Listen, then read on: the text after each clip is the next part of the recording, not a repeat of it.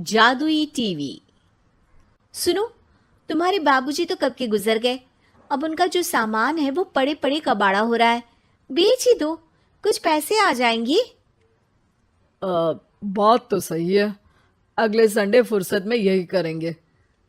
अगले संडे रोहित सारा सामान कबाड़ी को घर बुला के दे देता है। तभी उसकी नजर बाबूजी की पुरानी टीवी पर जाती है, जो इतने सालों तक कूड़े में पड़ी थी, फिर भी चमचमा रही थी। टीवी तो देखो, जैसे एकदम नई हो। हाँ, बाबूजी को टीवी देखना बहुत पसंद था।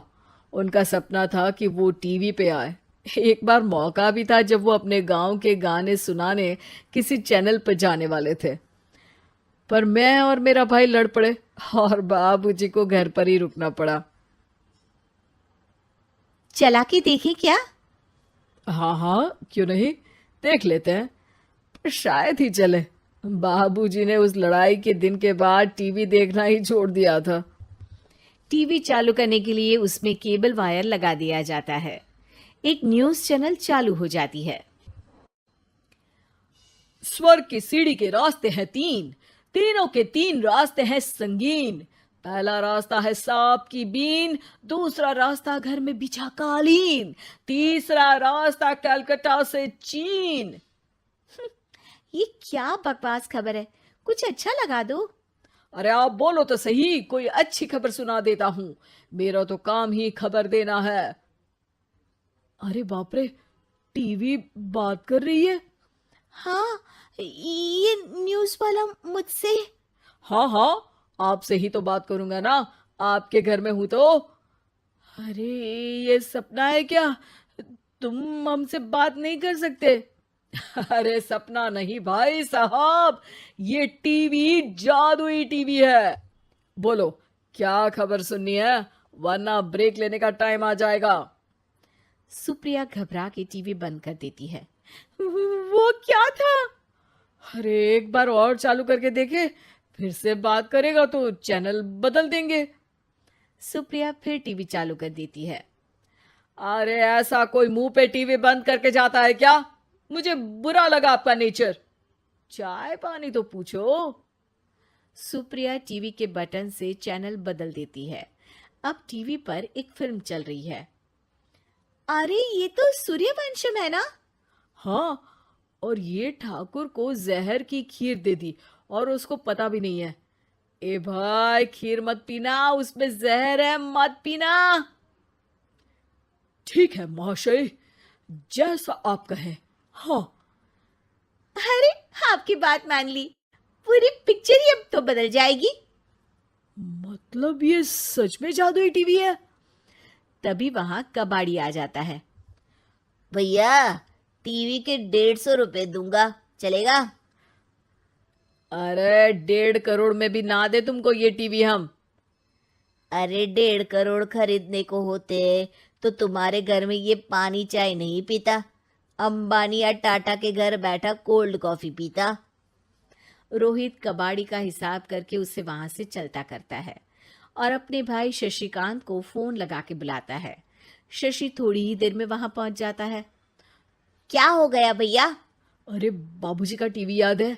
हाँ हाँ, जिसमें घुसे रहते थे हमेशा वो, और अपने को कुछ नहीं देखने देते थे। अरे वो अब जादुई टीवी बन गया है। भैया, आपकी बकवास करने की आदत अब तक नहीं गई। अरे आपके घर में बच्चे हैं, अब तो बड़ों जैसी बात करो। रोहित जाके टीवी चालू कर देता है। टीवी पर एक जादू का शो हो रहा है जिसमें एक जादूगर है। अब मैं अपनी टोपी में से कबूतर निकालूंगा। श्रिंग ब्रिंग शरिंग बम फोपा फुफी फुफा बाउ।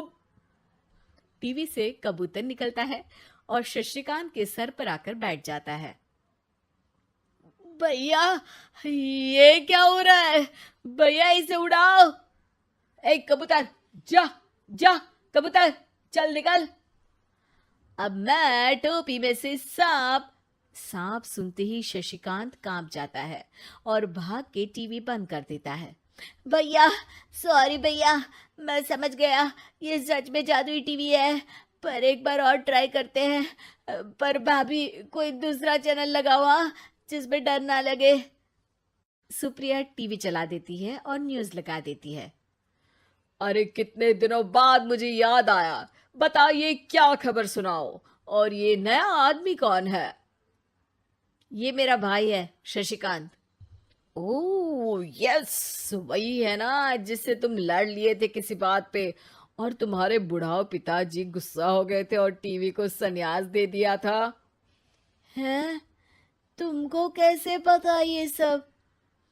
इस टीवी में रहने वाले आदमी से लेकर कबूतर तक को तुम्हारे बाबूजी और तुम्हारी बातें पता है, इसलिए तो ये जादुई टीवी है। ये टीवी क्या कर सकती है वैसे? तुम जो मांगो दे सकती है। कहानी बदल सकते हो, खबर बदल सकते हो, कोई चीज मांग सकते हो। अरे भैया, ये टीवी मैं लेके जा रहा हूँ। बाबूजी का लाडला तो मैं ही था ना। अरे ऐसे कैसे? मैं बड़ा बेटा था। अब तक मेरे घर में टीवी थी ना।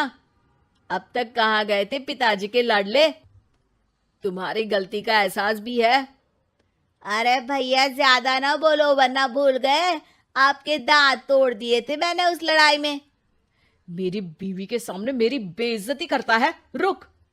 दोनों भाई हाथापाई पे उतर जाते हैं। रुक, बताता हूं तुझे कि कौन बड़ा है। अरे छोटे का दम तो देख लीजिए आप। ये खबर आपके बाबूजी को देता हूं। तभी टीवी अचानक बंद हो जाता है। अरे, शायद टीवी नाराज हो गया। और लड़ लो, आए बड़े खली बनने। टीवी से एक तेज रोशनी निकलती है और टीवी में बाबूजी दिखाई देते हैं। बाबूजी आप? इतना चकरा क्यों रहा है? अपने बाप को नहीं पहचानता क्या? ये तो ऐसा ही है बाबूजी। प्रणाम बाबूजी। अरे चुप कर, तुम दोनों ही उल्टे हो। तुम्हारी वजह से मैंने टीवी में आने के सपने को छोड़ दिया, तुम्हारी लड़ाई की वजह से।